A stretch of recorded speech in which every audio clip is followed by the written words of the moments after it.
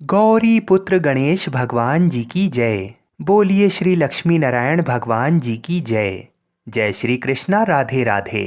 आज माघ मास के शुक्ल पक्ष की एकादशी तिथि है और इस एकादशी को जया एकादशी के नाम से जाना जाता है। कुछ स्थानों पर इसे जया ग्यारस भी कहते हैं।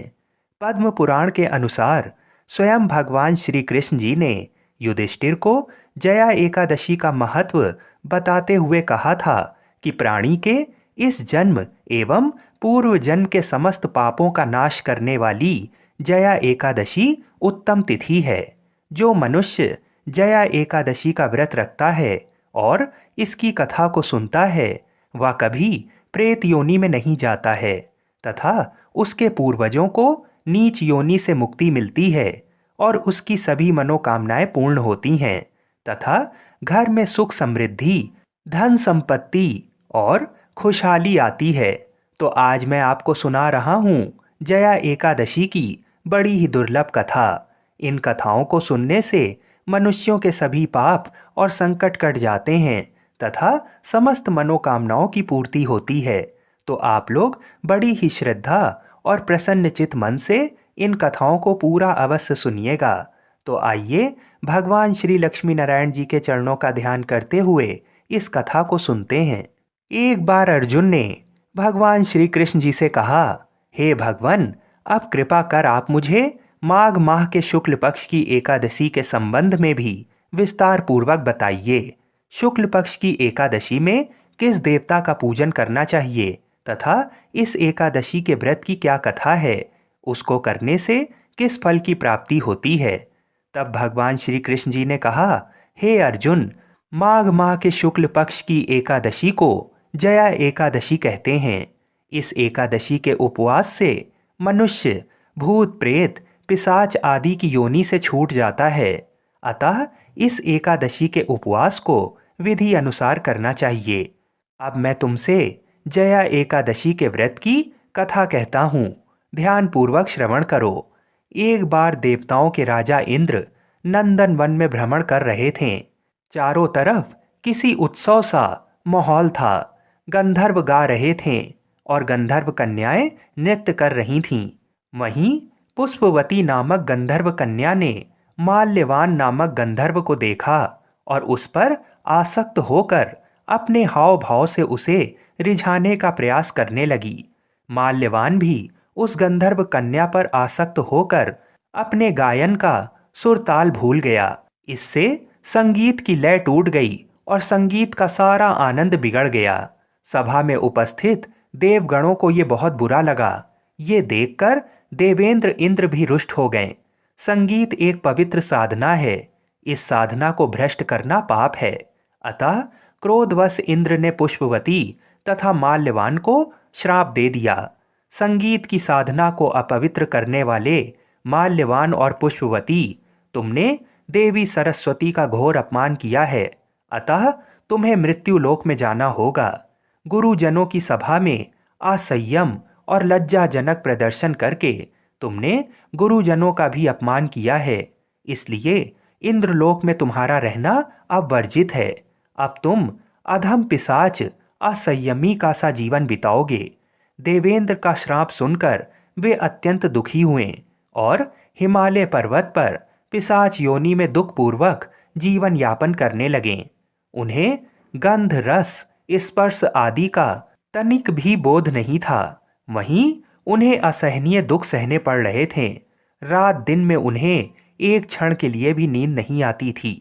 उस स्थान का वातावरण अत्यंत शीतल था, जिसके कारण उनके रोए खड़े हो जाते थे, हाथ पैर सुन्न पड़ जाते थे, दांत बजने लगते थे।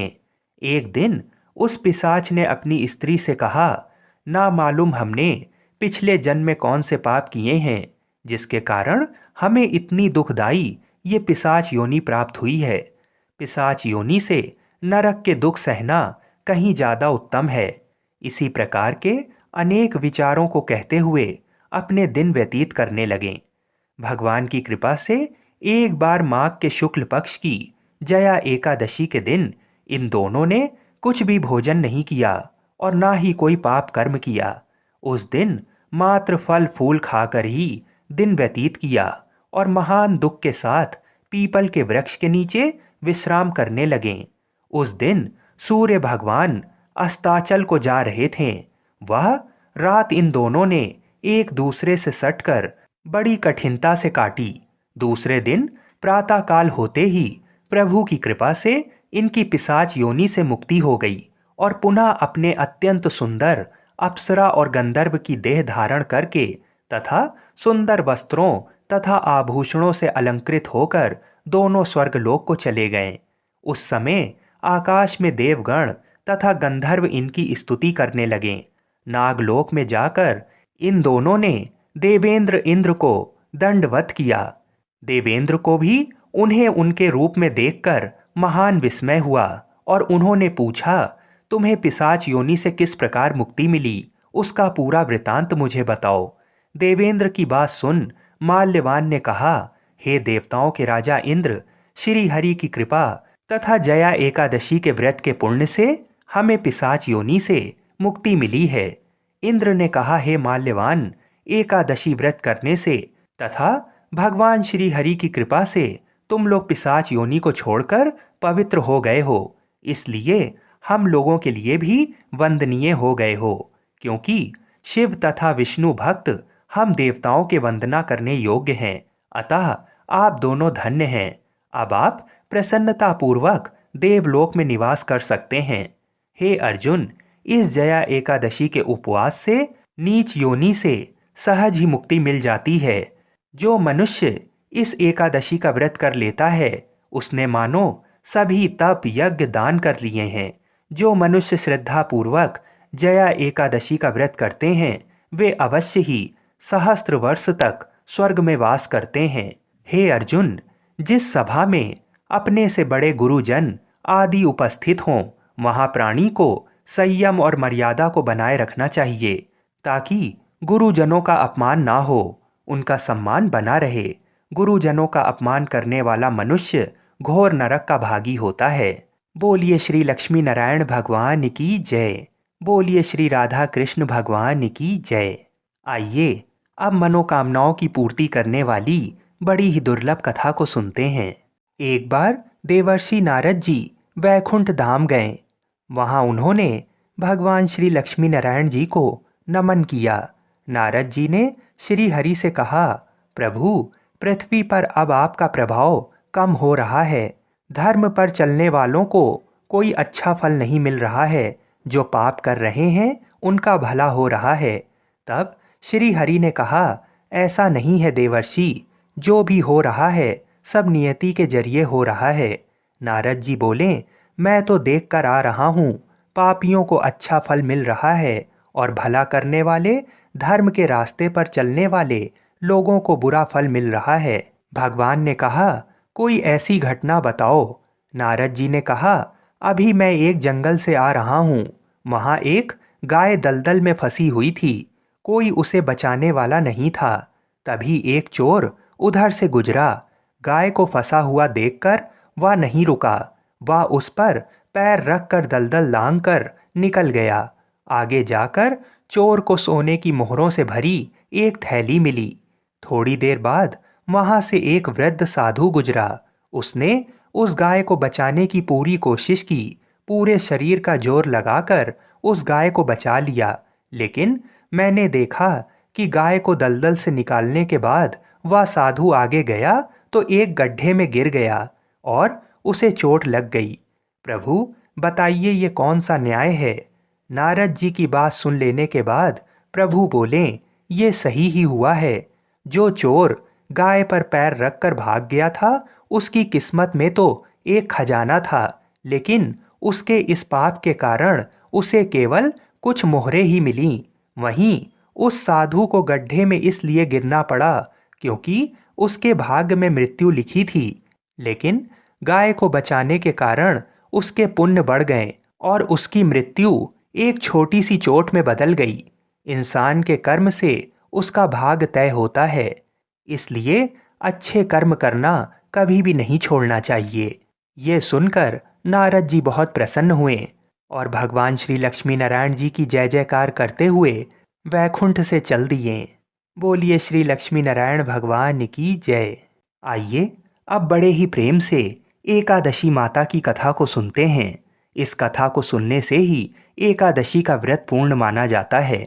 एक बूढ़ी माँ ने एक बार एकादशी का व्रत रखा। बड़ा ही भाव भक्ति से पूजा अर्चना की। उन्हें वृद्धावस्था में क्या बाधा थी, वे तो अपने पुत्र पौत्रों की सुख सुविधा के लिए व्रत रखने लगी थीं।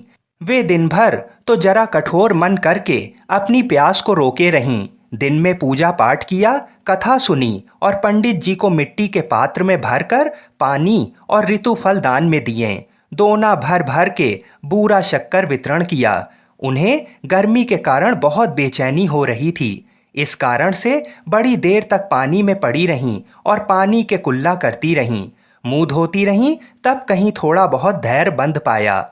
धूप तो तेज पड़ ही रही थी, इस कारण बार बार मुंह सूख रहा था। बूढ़ी माँ बहुत बेचैन हो रही थीं। एक बुढ़ापा और दूसरा ये भयंकर गर्मी। वृद्धावस्था की स्थिति तो कुछ दूसरी ही प्रकार की होती है। जैसे जैसे रो धो के दिन कट पाया, अब पहाड़ सी रात सामने थी। उसका कटना बड़ा ही कठिन दिखाई दे रहा था। खटिया पर पड़े शांति नहीं मिल रही थी। वे बार बार करवट बदल रही थीं। अनेक बार वे बाहर जातीं और भीतर आतीं। उन्हें घर के अंदर शांति नहीं थी। वे पड़ी पड़ी एकादशी माता का स्मरण करती रहीं। वे कहती रहीं कि हे माता जी, आप मेरी लाज रखिएगा। आप ही मुझे शक्ति दे दीजिएगा, जिससे मैं भली भांति आपका व्रत कर सकूं और ये पहाड़ सी रात शांतिपूर्वक व्यतीत हो सके। प्यास के कारण बूढ़ी माँ की बेचैनी तो बढ़ ही रही थी। उन्होंने धैर्य रखने का बहुत प्रयास किया, किंतु सहनशीलता की सीमा टूट गई और वे घबराकर एकदम चिल्ला पड़ीं। बोलीं कि बचाओ बचाओ। अम्मा का चिल्लाना सुनकर परिवार भर के नर नारी, बच्चे और पड़ोसी एकत्रित होकर बूढ़ी अम्मा की खटिया के समीप पहुंच गए। सबने पूछा कि अम्मा जी, आपको क्या हुआ? आप क्यों चिल्ला रही हैं? आप इस वृद्धावस्था में ये कठिन व्रत क्यों कर रही हैं? अम्मा जी, शक्ति से ही भक्ति होती है। थोड़ी ही देर में वे फिर से बोलीं कि अरे, हमारे तो प्राण ही निकले जा रहे हैं। मेरी छाती पर ठंडे पानी का घड़ा रख दीजिए। नातियों ने दादी की छाती पर ठंडे पानी का पात्र रख दिया। तब कहीं उन्हें थोड़ा बहुत आराम मिला और थोड़ी देर के लिए उन्होंने अपनी आंखें बंद कर लीं। एकादशी माता ने सोचा कि ये बूढ़ी अम्मा हैं तो बहुत कठोर, जरा जाकर उसकी परीक्षा लेना चाहिए। वे आधी रात को मुर्गा बनकर टेर लगाने लगीं। मुर्गा की आवाज़ सुनकर दादी जल्दी से उठीं और बाहर जाकर आसमान की ओर देखा, किंतु आसमान में कहीं उन्हें प्रातःकालीन तारा दिखाई नहीं दिया। वे सोचने लगीं कि ये मुर्गा क्यों और कैसे बोल गया। उन्हें प्यास तो लगी रही थी। थोड़ा बहुत उनका मन भी विचलित होने लगा था, किंतु अंत में उन्होंने दृढ़ निश्चय किया कि मैं अब व्रत को पूर्ण करके ही छोड़ूंगी, चाहे भले ही मेरे प्राण निकल जाएं। ये सोचकर फिर वे खटिया पर शिथिल होकर लेट गईं। थोड़ी ही देर में एकादशी माता ने उनकी फिर से परीक्षा लेनी चाहिए। एक छोटी सी बालिका एक गिलास में शरबत लेकर उनके सिरहाने खड़ी हो गई और जोर से बोली कि दादी जी, सवेरा हो गया है, आप हाथ मुंह धोकर शरबत पी लीजिए। पहले तो शरबत का गिलास देखकर उनका मन ललचाने लगा, किंतु अचानक व्रत का स्मरण हो आया और उन्होंने सोचा कि मैं किसी भी प्रकार से अभी शरबत नहीं पी सकती हूँ, और वे शांतिपूर्वक अपनी खटिया पर लेट गईं। फिर थोड़ी ही देर में उन्हें ऐसा लगा जैसे किसी ने उन्हें पानी के कुएं में पटक दिया हो। वे बड़ी देर तक उस कुएं में हाथ पांव चलाती रहीं, किंतु उन्होंने अपने मुंह में पानी की एक बूंद भी नहीं जाने दी और वे दृढ़तापूर्वक अपना व्रत पालती रहीं। थोड़ी ही देर में ना जाने कहां से सामने आग जलने लगी, जिससे भारी गर्मी बढ़ने लगी। प्यास के कारण प्राण निकलने लगे, किंतु बूढ़ी अम्मा का कुछ भी नहीं बिगाड़ पाया। वे जहां की तहां मुस्कुराती हुई सी बैठी रहीं। थोड़ी ही देर में बाहर प्रकाश दिखाई देने लगा। ऐसा लगा कि जैसे सवेरा हो गया हो। बूढ़ी अम्मा ने जब बाहर निकल कर देखा तो समझ गईं कि अभी सवेरा होने में 3-4 घंटे की देरी है। ये जानकर वे शांतिपूर्वक इधर उधर घूमने फिरने लगीं। एकादशी माता ये बात अच्छी तरह से समझ गईं कि ये बूढ़ी अम्मा किसी भी प्रकार से अपने व्रत से नहीं टल सकती हैं। वे उनके सत्य व्रत को अच्छी तरह से समझ गईं। सवेरा होते ही बूढ़ी माता ने स्नान किया, भगवान का पूजन पाठ किया, एकादशी माता की कथा सुनी, ब्राह्मणों को दक्षिणा देकर भोजन कराया, तब कहीं उन्होंने जल ग्रहण किया। कन्याओं को भोजन कराने के बाद अम्मा ने स्वयं भोजन किया। उस श्रेष्ठ व्रत के प्रताप से बूढ़ी अम्मा की आयु में वृद्धि हो गई। उनका घर परिवार हरा भरा हो गया। घर में अब उनके कोई अभाव नहीं रहा। वे हर तरह के सुख साधनों से संपन्न हो गईं।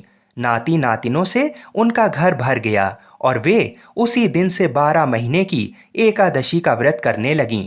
एकादशी माता के व्रत के प्रताप से इस संसार में हर प्रकार के सुख भोग कर अंत में वैकुंठ धाम को चली गईं। जैसे एकादशी माता ने बूढ़ी माता और उनके परिवार को हरा भरा किया, ऐसे ही एकादशी माता हम सभी की मनोकामनाओं को पूर्ण करें। बोलिए श्री लक्ष्मी नारायण भगवान की जय। आइए अब बड़ी ही श्रद्धा और प्रसन्न चित मन से इस मनोकामना को पूरी करने वाली कथा को सुनते हैं। एक बार भगवान श्री हरि विष्णु माता लक्ष्मी जी के साथ हरिद्वार में घूम रहे थे। माता लक्ष्मी ने देखा कि सारे मनुष्य गंगा में नहा नहा कर हर हर गंगे कहते जा रहे हैं, परंतु सभी लोग दुखी और परेशान हैं। तब माता लक्ष्मी ने बहुत ही आश्चर्य से भगवान विष्णु से पूछा, स्वामी, गंगा में इतनी बार स्नान करने पर भी इनके पाप और दुखों का नाश क्यों नहीं हुआ? क्या गंगा में अब सत्यता नहीं रही? भगवान विष्णु बोले, गंगा में तो वही सामर्थ है, परंतु इन लोगों ने पाप नाशनी गंगा में स्नान ही नहीं किया, फिर इन्हें लाभ कैसे मिलेगा? माता लक्ष्मी जी ने आश्चर्य से कहा कि स्नान कैसे नहीं किया? सभी तो हमारे सामने ही नहा नहा कर जा रहे हैं, अभी तक तो इनके शरीर भी नहीं सूखे हैं। भगवान विष्णु ने कहा, ये लोग तो केवल जल में डुबकी लगाकर ही आ रहे हैं, तुम्हें मैं कल इसका रहस्य समझाऊंगा। दूसरे दिन बहुत ही जोर से बारिश होने लगी। सारी गलियां कीचड़ से भर गईं। एक चौड़े रास्ते में एक बड़ा सा गड्ढा था। चारों ओर कीचड़ भरी हुई थी और भगवान विष्णु ने लीला रची। वे स्वयं एक बूढ़े आदमी का रूप धारण करके उस गड्ढे में जा गिरे। लक्ष्मी जी को उन्होंने समझाकर पास में बैठा दिया कि देखो, तुम लोगों को सुना सुनाकर यूं पुकारती रहो कि मेरे बूढ़े पति अचानक गड्ढे में गिर पड़े हैं। कोई पुण्य आत्मा इनको बाहर निकालकर इनके प्राण बचाओ और हम असहाय दंपत्ति की सहायता करें। और भगवान विष्णु ने यह भी समझा दिया कि जब कोई व्यक्ति गड्ढे में से मुझे बाहर निकालने को तैयार हो, तब इतना और कह देना कि मेरे पति सर्वथा निष्पाप हैं। इन्हें वही व्यक्ति छुए जो खुद भी निष्पाप हो। यदि आप निष्पाप हैं तो उनको हाथ लगाएं, नहीं तो उनके हाथ लगाते ही आप स्वयं भस्म हो जाएंगे। लक्ष्मी जी तथास्तु कहकर गड्ढे के किनारे बैठ गईं और आने जाने वालों को सुना सुनाकर भगवान विष्णु की सिखाई हुई बात कहने लगीं। गंगा में नहा नहा कर लोगों के झुंड आ रहे थे और सुंदर युवती को यूं बैठी देखकर कुछ लोगों के मन में पाप आया और कुछ लोगों को धर्म का भय हुआ और कुछ लोग कानून से डरे और कुछ लोगों ने तो लक्ष्मी जी को ये भी कह दिया कि मरने दो इस बुढ़े को, क्यों इसके लिए रोती हो। और कुछ दयालु और चरित्रवान पुरुषों ने उस युवती के पति को बाहर निकालना चाहा, परंतु लक्ष्मी जी के वचन सुनकर वे भी रुक गए। उन्होंने सोचा कि हम गंगा में नहा कर आए हैं तो क्या हुआ, पापी तो हैं ही, कहीं हम सहायता करते समय भस्म ना हो जाएं। उनके पास कई व्यक्ति आए, परंतु किसी को साहस नहीं हुआ। सैकड़ों आए और सैकड़ों ने पूछा और चले गए। संध्या का समय हो चला था।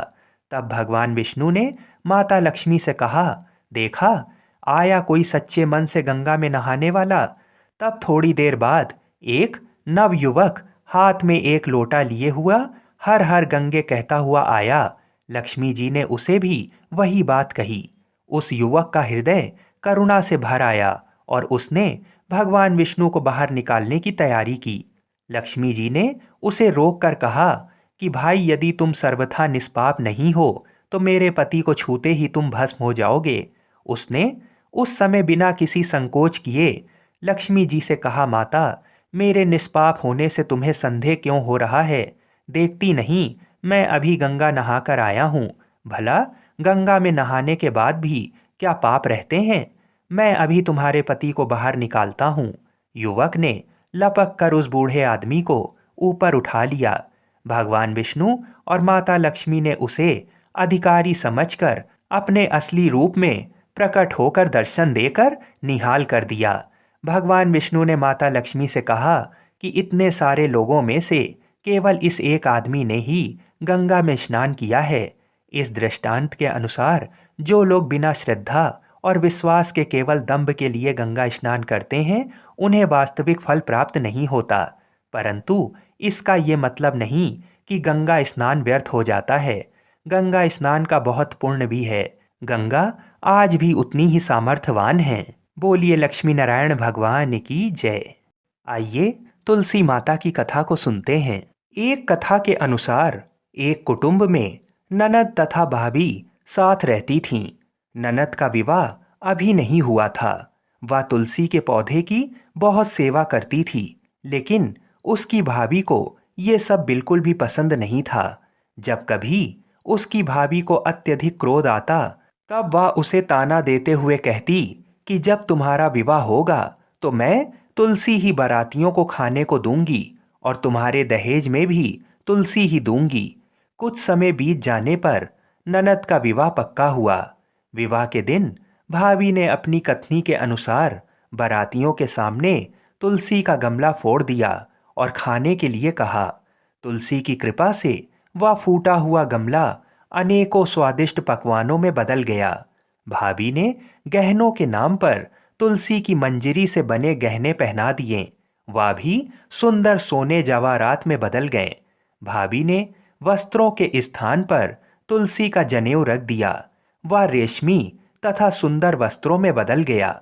नंद की ससुराल में उसके दहेज की बहुत प्रशंसा की गई। ये बात भाभी के कानों तक भी पहुंची। उसे बड़ा ही आश्चर्य हुआ। उसे अब तुलसी माता की पूजा का महत्व समझ आया। भाभी की एक लड़की थी। वह अपनी लड़की से कहने लगी कि तुम भी तुलसी की सेवा किया करो, तुम्हें भी बुआ की तरह फल मिलेगा। वह जबरदस्ती अपनी बेटी से सेवा करने को कहती, लेकिन लड़की का मन तुलसी सेवा में नहीं लगता था। लड़की के बड़े होने पर उसके विवाह का समय आता है। तब भाभी सोचती है कि जैसा व्यवहार मैंने अपनी नंद के साथ किया था, वैसा ही मैं अपनी लड़की के साथ भी करती हूँ, तो ये भी गहनों से लद जाएगी और बारातियों को खाने में पकवान मिलेंगे। ससुराल में इसे भी बहुत इज्जत मिलेगी। ये सोचकर वह बारातियों के सामने तुलसी का गमला फोड़ देती है, लेकिन इस बार गमले की मिट्टी मिट्टी ही रहती है। मंजरी तथा पत्ते भी अपने रूप में ही रहते हैं। जनेऊ भी अपना रूप नहीं बदलता। सभी लोगों तथा बारातियों द्वारा भाभी की बुराई की जाती है। लड़की के ससुराल वाले भी लड़की की बुराई करते हैं। भाभी कभी ननद को नहीं बुलाती थी। भाई ने सोचा, मैं बहन से मिलकर आता हूँ। उसने अपनी पत्नी से कहा और कुछ उपहार बहन के पास ले जाने की बात कही। भाभी ने थैले में ज्वार भर कर कहा कि और कुछ नहीं है, तुम यही ले जाओ। वह दुखी मन से बहन के पास चल दिया। वह सोचता रहा कि कोई भाई अपनी बहन के घर ज्वार कैसे ले जा सकता है। ये सोचकर वह एक गौशाला के पास रुका और ज्वार का थैला गाय के सामने पलट दिया। तभी गाय पालने वाले ने कहा कि आप गाय के सामने हीरे मोती तथा सोना क्यों डाल रहे हो? ये देखकर भाई को बड़ा ही आश्चर्य हुआ और उसने सभी हीरे मोती तथा सोना वापस अपने थैले में रख लिया। भाई ने सारी बात अपनी बहन को बताई और बड़ी खुशी खुशी उसने सारे हीरे मोती और जेवर अपनी बहन को दिए। दोनों भाई बहन एक दूसरे को देखकर अत्यंत प्रसन्न हुए।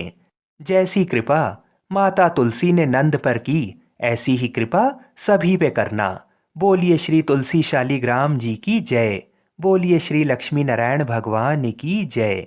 आइए अब तुलसी विवाह की दूसरी कथा को सुनते हैं।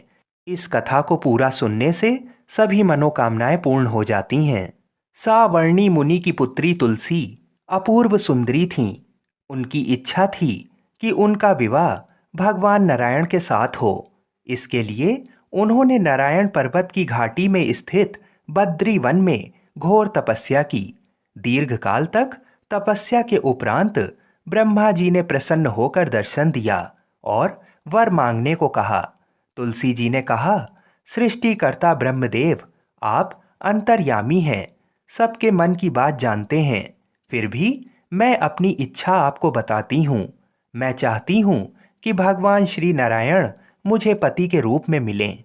ब्रह्मा जी ने कहा, तुम्हारा अभीष्ट तुम्हें अवश्य मिलेगा। अपने पूर्व जन्म में किसी अपराध के कारण तुम्हें श्राप मिला है।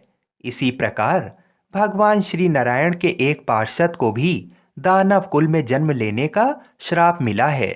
दानव कुल में जन्म लेने के बाद भी उसमें नारायण का अंश विद्यमान रहेगा। इसलिए इस जन्म में पूर्व जन्म के पाप के शमन के लिए संपूर्ण नारायण तो नहीं, नारायण के अंश से युक्त दानव कुल जन्म में उस शापग्रस्त पार्षद से तुम्हारा विवाह होगा। श्राप मुक्त होने पर भगवान श्री नारायण सदा सर्वदा के लिए तुम्हारे पति हो जाएंगे। तुलसी जी ने ब्रह्मा के इस वर को स्वीकार किया, क्योंकि मानव कुल में जन्म के कारण उसे मायावी भोग तो भोगना ही था। तुलसी बद्री वन में ही रहने लगी। नारायण का वह पार्षद दानव कुल में शंखचूर्ण के नाम से पैदा हुआ था। कुछ दिनों के बाद वह भ्रमण करता हुआ बद्री वन में आया। यहाँ तुलसी को देखते ही वह उस पर मुग्ध हो गया। तुलसी जी के सामने उसने अपने साथ विवाह करने का प्रस्ताव रखा।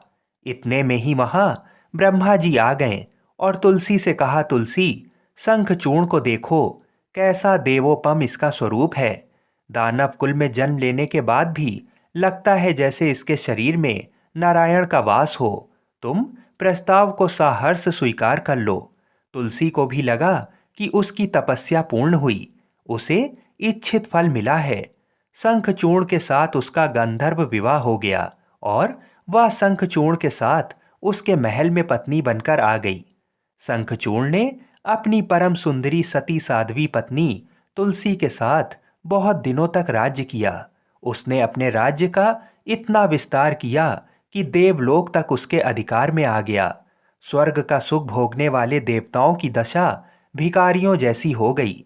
शंखचूर्ण किसी को कष्ट नहीं देता था, पर अधिकार और राज्य छिन जाने से सारे देवता मिलकर ब्रह्मा, विष्णु और शिव जी की सभा में गए तथा अपनी विपत्ति सुनाई। ब्रह्मा जी ने कहा, तुलसी परम साध्वी है, उसका विवाह शंखचूर्ण से मैंने ही कराया था। शंखचूर्ण को तब तक नहीं हराया या मारा जा सकता जब तक तुलसी को ना छला जाए। विष्णु जी ने कहा, शंखचूर्ण पूर्व जन्म में मेरा पार्षद था। श्राप के कारण उसे दैत्य कुल में जन्म लेना पड़ा। इस जन्म में भी मेरा अंश उसमें व्याप्त है। साथ ही तुलसी के पतिव्रत धर्म से वह अजय है। फिर देवताओं की सहमति से भगवान शिव ने शंखचूर्ण के पास संदेश भेजा कि या तो वह देवताओं का राज्य लौटा दे या फिर उनसे युद्ध करे। शंखचूर्ण भगवान शिव के पास पहुंचा। उसने कहा, देवादि देव, आपके लिए देवताओं का पक्ष लेना उचित नहीं है। राज्य बढ़ाना हर राजा का कर्तव्य है। मैं किसी को दुखी नहीं कर रहा हूँ। देवताओं से कहिए वे मेरी प्रजा होकर रहें। मैंने आपका भी कोई अपकार नहीं किया है। हमारा आपका युद्ध शोभा नहीं देता। अगर आप हार गए तो बड़ी लज्जा की बात होगी। मैं हार गया तो आपकी कीर्ति बहुत अधिक नहीं बढ़ेगी। भगवान शंकर हंसने लगे। वे तो सब रहस्य समझते थे। तुलसी और शंखचूर्ण के पूर्व जन्म के श्राप की अवधि लगभग पूरी हो चुकी थी। शिव जी बोले, इसमें कीर्ति और लज्जा की बात नहीं है। तुम देवों का राज्य लौटाकर उन्हें उनके पद पर प्रतिष्ठित होने दो। युद्ध से बचने का यही एक उपाय है। शंखचूर्ण ने कहा, मैंने युद्ध के बल से देवलोक जीता है। कोई उसे युद्ध के द्वारा ही वापस ले सकता है। ये मेरा अंतिम उत्तर है। अब मैं जा रहा हूँ। ऐसा कहकर शंखचूर्ण चला गया। उसने अपनी पत्नी तुलसी को सारी बात बताई और कहा, कर्म भोग सब काल सूत्र में बंधा है। जीवन में हर्ष शोक भय सुख दुख मंगल अमंगल काल के अधीन है। हम तो केवल निमित्त मात्र हैं। संभव है भगवान शिव देवों का पक्ष लेकर मुझसे युद्ध करें। तुम चिंता मत करना, तुम्हारा सती तेज मेरी रक्षा करेगा। दूसरे दिन भगवान शंकर के नेतृत्व में देवताओं ने युद्ध छेड़ दिया। शंखचूर्ण ने भीषण बाणों की वर्षा कर उनका वेग रोका। उसके प्रहार से देवता डगमगाने लगे। उसने दानवी शक्ति का प्रयोग करके मायावी युद्ध आरंभ किया। युद्ध स्थल पर वह किसी को दिखाई नहीं देता था, पर उसके अस्त्र शस्त्र प्रहार कर देवों को घायल कर रहे थे। देवगण अपने अस्त्र चलाएं तो किस पर चलाएं, क्योंकि कोई शत्रु सामने था ही नहीं। कई दिनों तक इस तरह भयंकर युद्ध चला। शंखचूर्ण पराजित नहीं हुआ। तब शिव जी ने विष्णु जी से कहा, हे विष्णु जी, कुछ उपाय करो, अन्यथा मेरा तो सारा यश मिट्टी में मिल जाएगा। भगवान विष्णु ने सोचा, बल से तो शंखचूर्ण को हराया नहीं जा सकता, इसलिए छल का सहारा लेना होगा। उन्होंने तुरंत अपना स्वरूप शंखचूर्ण के जैसा बनाया और अस्त्र शस्त्र से सज्जित हो तुलसी के पास आए। बोले, हे प्रिय, मैं युद्ध जीत गया हूँ। सारे देवता भगवान शंकर समेत हार गए हैं। इस खुशी में आओ मैं तुम्हें अंग से लगा लूं। पति को प्रत्यक्ष खड़ा देख तथा विजय का समाचार सुनकर वह दौड़कर मायावी शंखचूर्ण के गले से लिपट गईं। इस प्रकार पति पत्नी दोनों ने आलिंगन हो खूब खुशी मनाई। पर पुरुष के साथ इस प्रकार के व्यवहार से उसका सती तेज नष्ट हो गया। उसका सती तेज जो शंखचूर्ण की कवच के रूप में रक्षा कर रहा था, वह कवच नष्ट हो गया। शंखचूर्ण शक्तिहीन हो गया। ये जानते ही भगवान शंकर ने अपने त्रिशूल से प्रहार किया। त्रिशूल के लगते ही शंखचूर्ण जलकर भस्म हो गया। शंखचूर्ण की मृत्यु को जानकर विष्णु जी अपने असली स्वरूप में आ गए। सामने अपने पति शंखचूर्ण के स्थान पर भगवान विष्णु को खड़ा देख तुलसी बहुत विस्मित हुई। उनको पता लग गया कि स्वयं नारायण ने उनके साथ छल किया है। क्रोध में आकर तुलसी जी ने भगवान विष्णु को श्राप दिया कि एक सती स्त्री का सतीत्व भंग करने के अपराध में तुम हृदयहीन पत्थर हो जाओ। विष्णु ने तुलसी के श्राप को सिरोधार्य कर कहा, देवी, तुम्हारे तथा शंखचूर्ण के कल्याण के लिए मुझे ऐसा करना पड़ा। तुम दोनों को श्राप मुक्त करना था। तुम भी अब शरीर त्याग कर तुलसी बिरवा के रूप में जन्म लोगी और मेरी पूजा तुलसी दल से होगी। मैं शालीग्राम पत्थर बनूंगा। मेरे शीश पर तुम आदर से विराजमान होगी। तुम्हारे पति की हड्डियों के चूर्ण से शंख की उत्पत्ति होगी। उस शंख ध्वनि से देवताओं तथा मेरी पूजा आराधना हुआ करेगी। जहाँ शंख ध्वनि होगी वहाँ मंगलमय मैं विराजमान रहूंगा। तुमने पूर्व जन्म में बद्री वन में मुझे पाने के लिए बड़ी तपस्या की थी। अब अगले जन्म में मैं नारायण प्रस्तर के रूप में बद्रीनाथ वन में स्थापित होऊंगा और मेरी पूजा अर्चना फल फूल से ना होकर तुम्हारे तुलसी दल से होगी। मेरे शीश पर विराजमान होकर तुम मुझसे भी ऊंचा पद प्राप्त करोगी। बोलिए श्री तुलसी शालीग्राम भगवान की जय। बोलिए श्री बद्रीनाथ भगवान की जय।